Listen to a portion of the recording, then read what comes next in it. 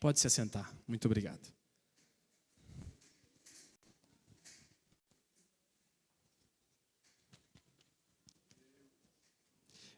Eu estou muito feliz de estar aqui nessa noite para a gente louvar o nome do Senhor em mais um culto de jovens. Está acabando o ano, né? Nós já estamos em novembro, como voou o tempo, não é verdade? E hoje tem uma responsabilidade a mais. Eu já trago a responsabilidade de falar a palavra, mas hoje meu pai está aqui, a responsabilidade dobra um pouquinho mais. Mas que Deus me ajude, meus irmãos. Eu quero trazer uma palavra com os irmãos sobre a vida de um homem.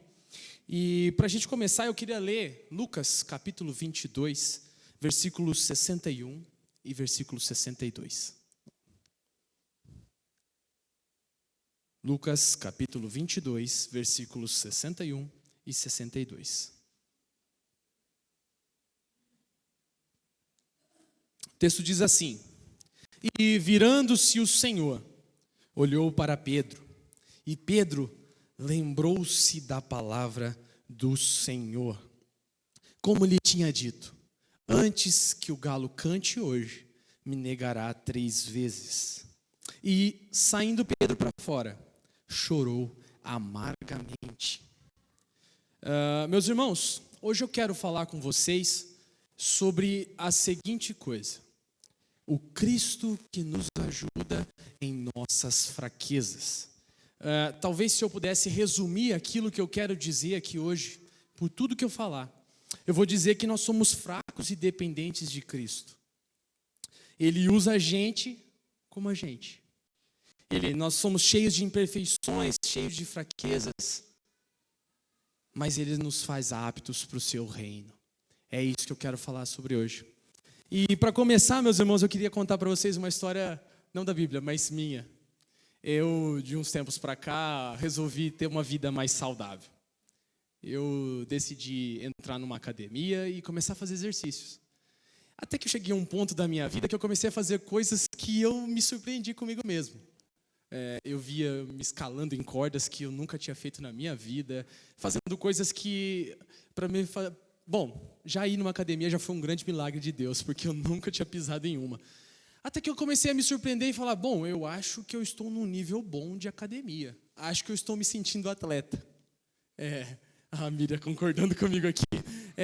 Eu comecei a observar a minha vida e falei: eu acho que eu consigo fazer mais algum esporte. Resolvi fazer mais um esporte. Então, já estava praticando 2 esportes. Até que chegou um momento da minha vida que eu senti e falei assim: bom, eu acho que eu também já estou bom demais para esses 2. Acho que eu consigo fazer um terceiro. Neste terceiro, meus irmãos, eu desloquei o ombro. Fui parar no hospital. E aí vai o Gabriel com o ombro segurando assim, porque não podia soltar. E assim chega na frente do médico, o médico olha e fala assim: olha, talvez a gente consiga resolver o seu ombro. Mas eu parei e falei: não, doutor, o senhor está enganado. Aconteceu alguma coisa aqui. Falei: pera, eu estava até agora treinando, eu estou bem, eu estou atleta, eu não preciso de parar num médico. Eu não preciso. Falei: não, só o senhor voltar no lugar o meu ombro, que eu já vou voltar a treinar de novo. Ele falou assim: calma, Gabriel, o seu músculo não estava preparado para a quantidade de força que você fez. Ou seja, a imagem que eu tinha de mim era um Gabriel atleta. Fitness, 100%. Mas na verdade não. O que mostrava é que o meu músculo não estava fortalecido o suficiente para executar aquele tipo de exercício.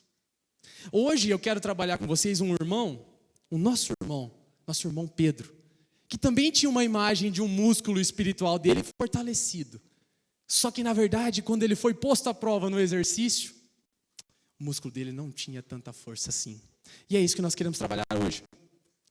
Como eu disse, o irmão Pedro foi escolhido dentre 12.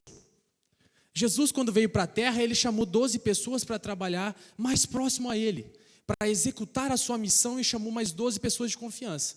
Lá nós tínhamos nosso irmão Mateus, nós tínhamos João e também tinha Pedro. Quem era Pedro? Pedro era um homem que era irmão de André. E aqui eu começo já a falar sobre a visão que ele tinha dele. Porque Pedro tinha uma visão sobre ele, e é isso que eu quero tratar com vocês. Pedro foi chamado por Jesus, e Pedro era um pescador. A visão que ele tinha dele, a primeira visão que eu quero tratar com vocês sobre quem ele achava que ele era que ele era um pescador experiente. Jesus tem um encontro com Pedro num dia certo, em que ele teve uma pesca a noite toda.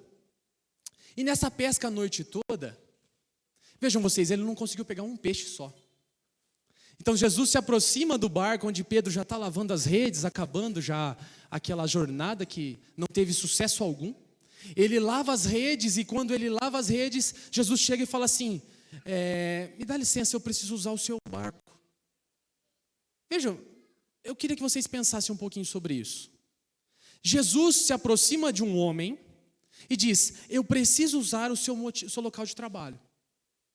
Pedro, lavando as redes, fala, tudo bem. Porque Jesus estava entregando um sermão para as pessoas e precisava de uma distância maior para alcançar todas elas.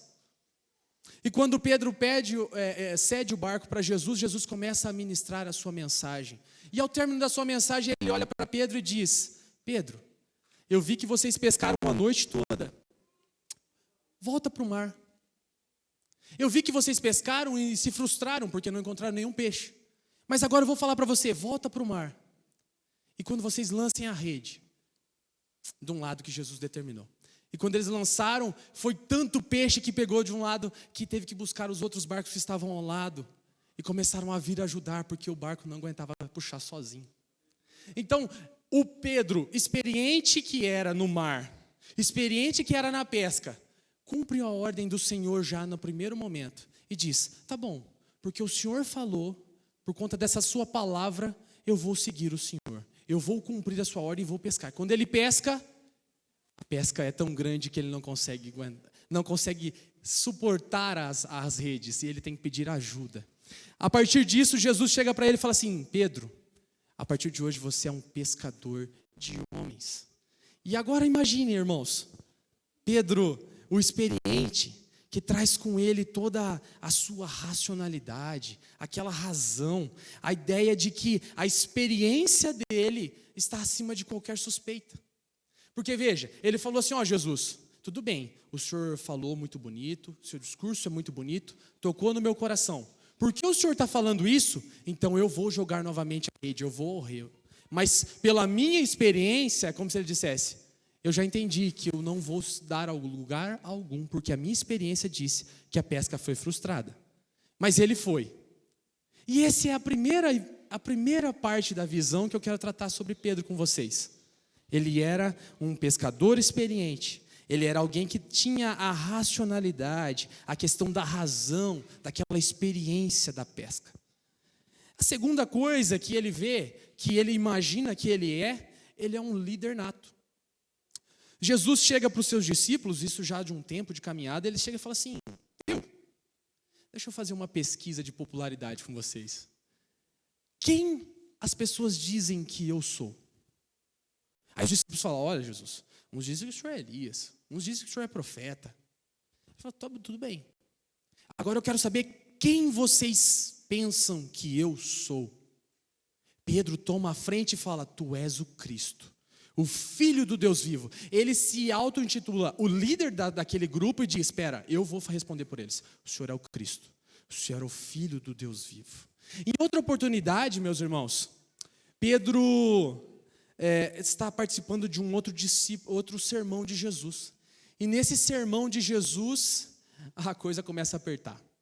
As pessoas tiveram um milagre da multiplicação dos pães e peixes. Jesus sai e a multidão acompanha pela orla da praia para seguir ele. E quando Jesus vê isso, eles falam assim, vocês não estão aqui por conta das minhas mensagens, por conta da minha palavra que transforma. Vocês estão aqui procurando comida. Então Jesus desce a lenha neles. O sermão começa a ficar pesado. E aí os próprios discípulos que estavam ouvindo o sermão chegam para Jesus e falam assim, ô Jesus, pesou a mão aí. O sermão está muito discurso, está muito pesado. Jesus olha para eles e fala, bom, está pesado?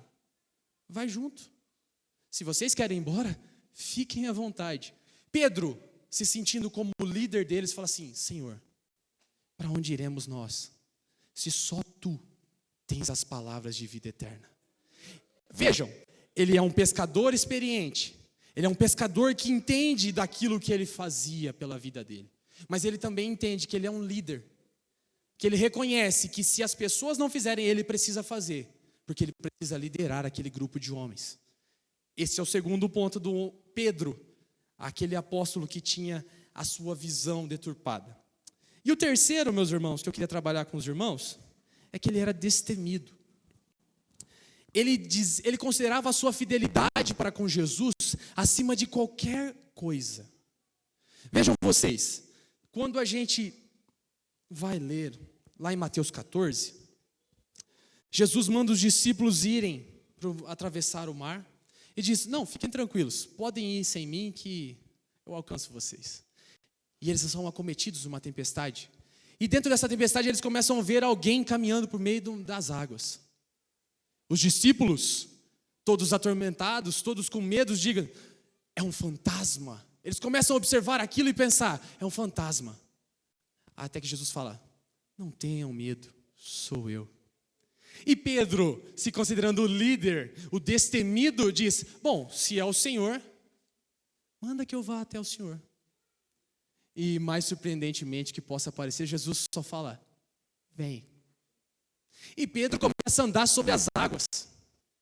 Vejam que destemido que ele era, até um ponto que ele entende, ele fala: eu estou andando sobre as águas.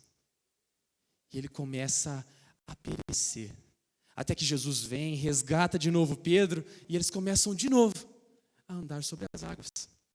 Passado um tempo, Pedro encontra-se com Jesus mais uma vez numa reunião, e dessa reunião foi uma reunião mais triste, mais melancólica.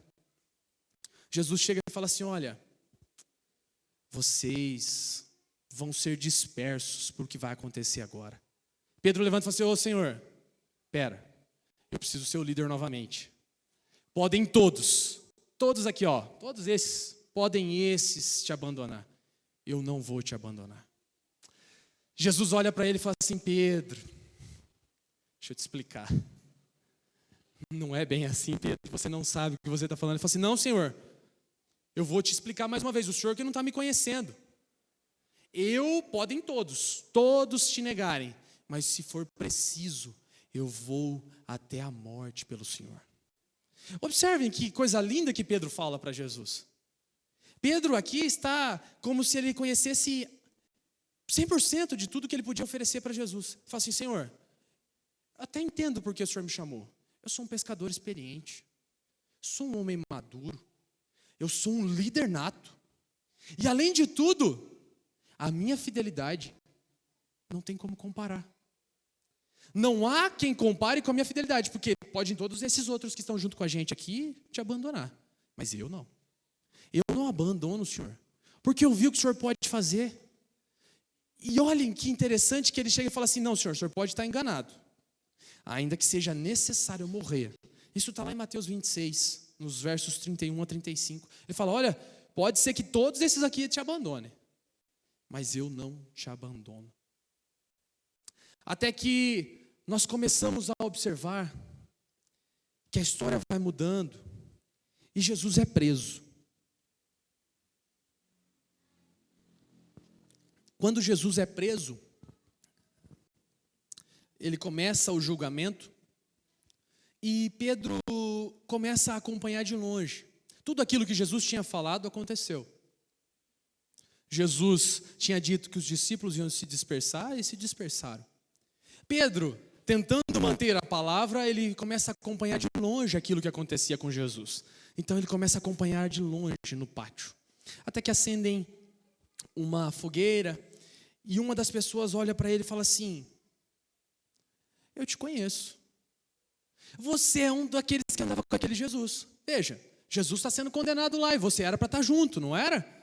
Ele fala assim: não, eu não conheço Jesus. Essa foi a primeira vez que ele negou.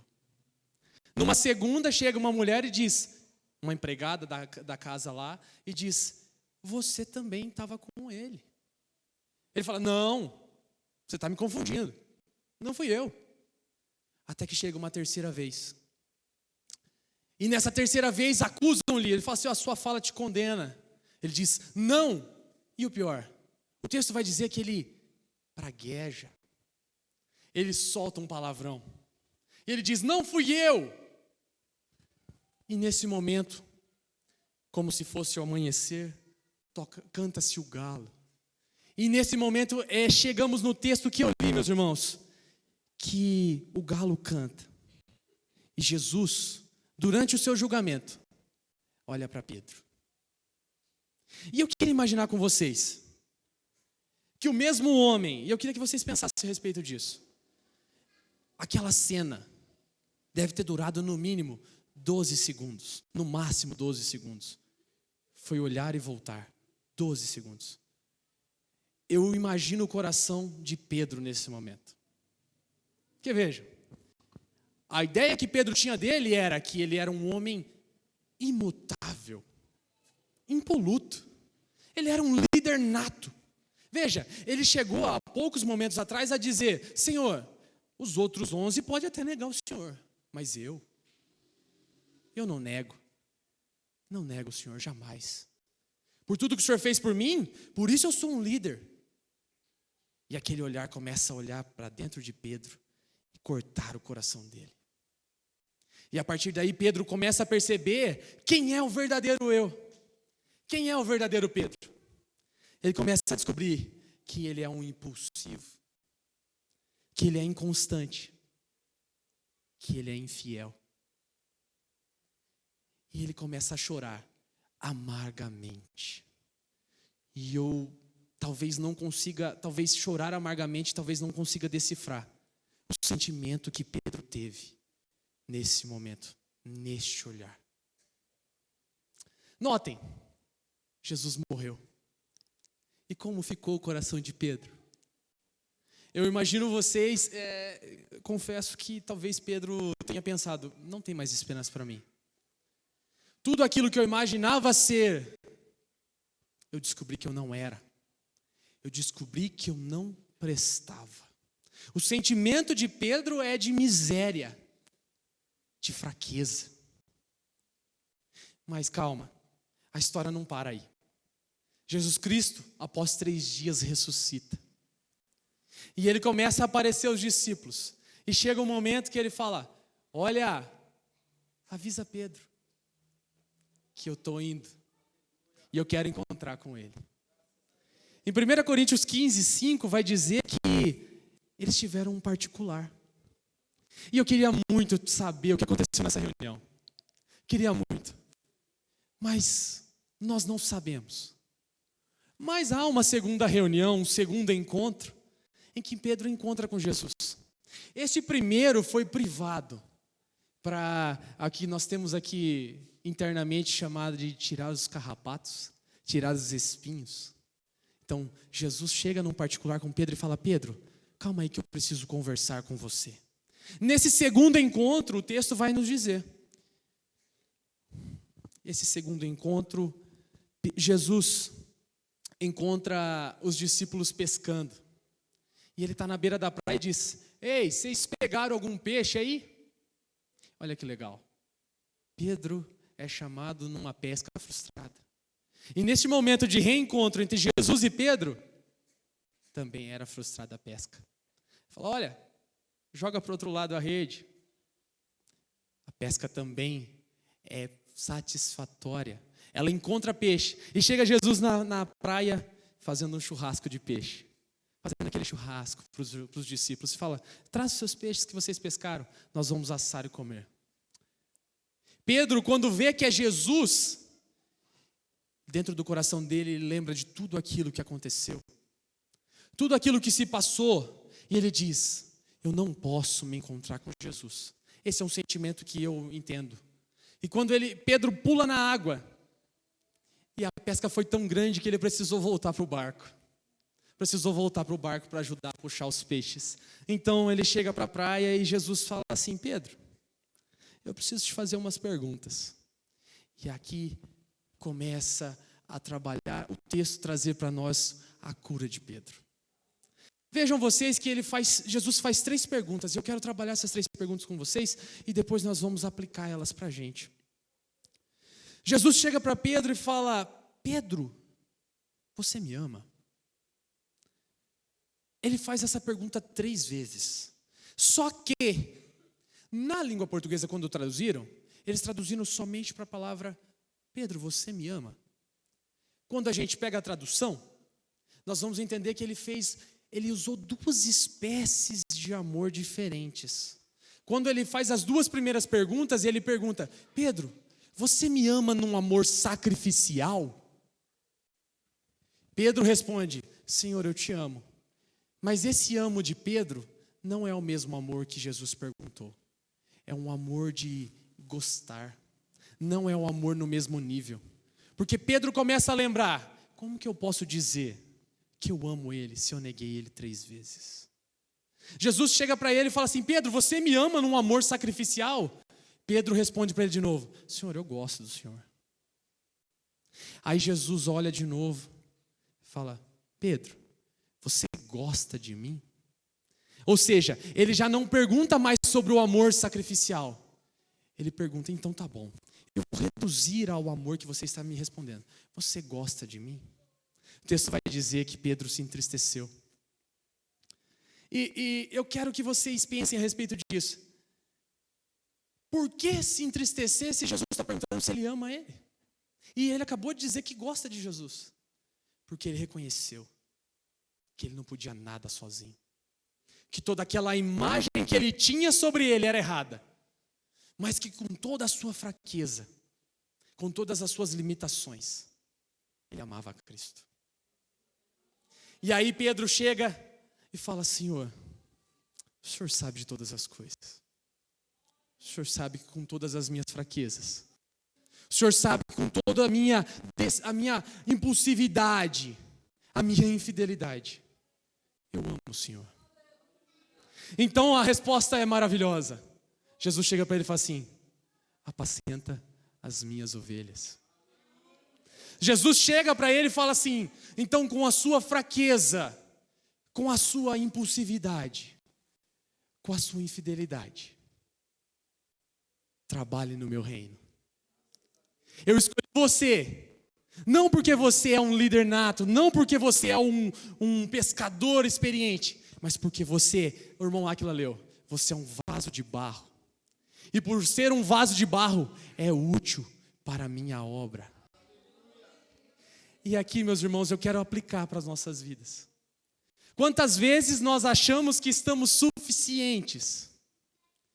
Notem, eu achei que eu era o melhor e maior fitness da face da terra. Até que uma lesão no ombro me mostrou: Gabriel, você precisa de fortalecimento. Nós estamos assim na caminhada. E quantas vezes nós trocamos qualquer outra coisa? A igreja. Porque nós achamos que estamos suficientes. Porque nós achamos que, para que eu vou numa oração de segunda-feira? Eu já oro todo dia. Para que eu vou numa escola dominical? Eu já vou ouvir a palavra no sábado à noite e já vou ouvir no domingo de noite. Veja, nós estamos nos tornando igual a Pedro.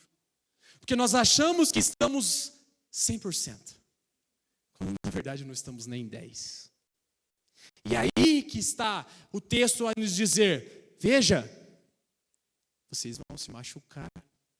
Vocês não estão completos. Vocês podem ter uma luxação espiritual. Porque estão distantes. Porque estão quebrados. Mas vejam, Cristo nos chama para trabalhar no seu reino. Cristo nos chama para sermos dele. E apesar de sermos tão falhos, tão inconstantes, quantas vezes nós negamos igual a Pedro? Quantas vezes nós trocamos os prazeres celestiais por prazeres mundanos?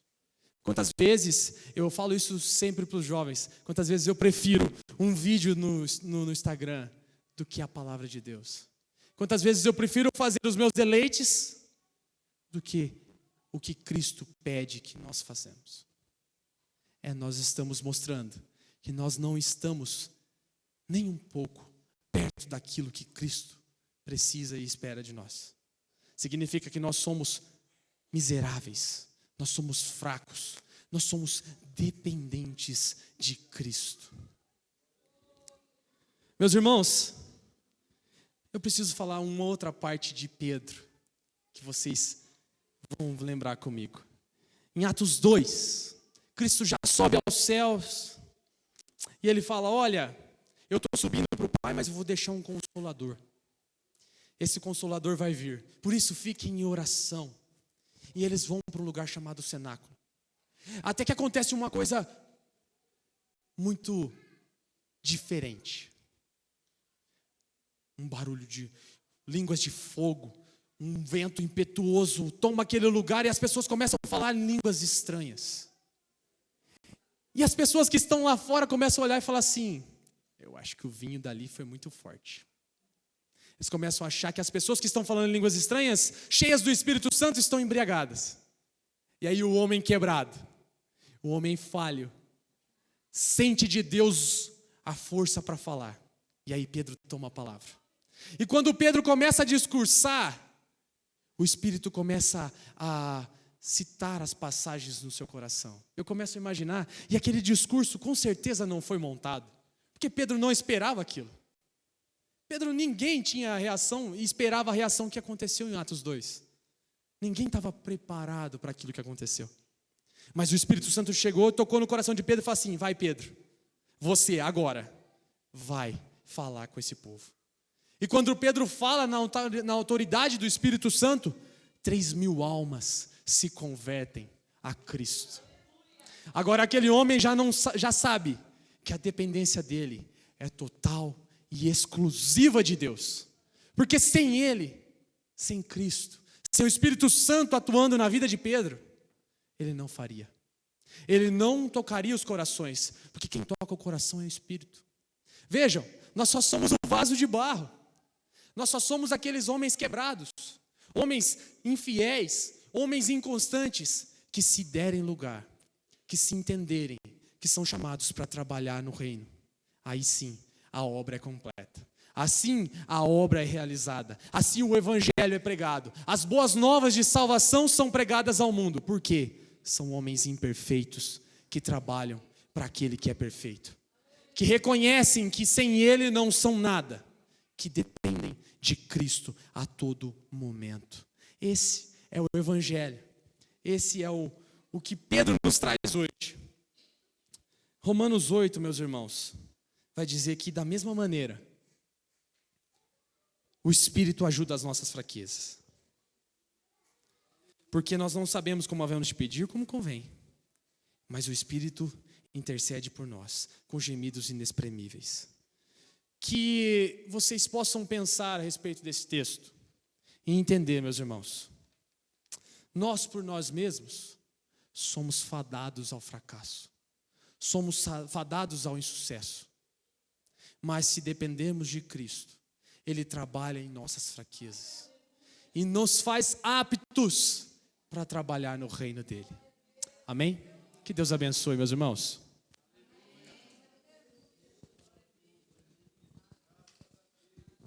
Graças a Deus. Vamos ficar em pé, meus irmãos, e orar a Deus.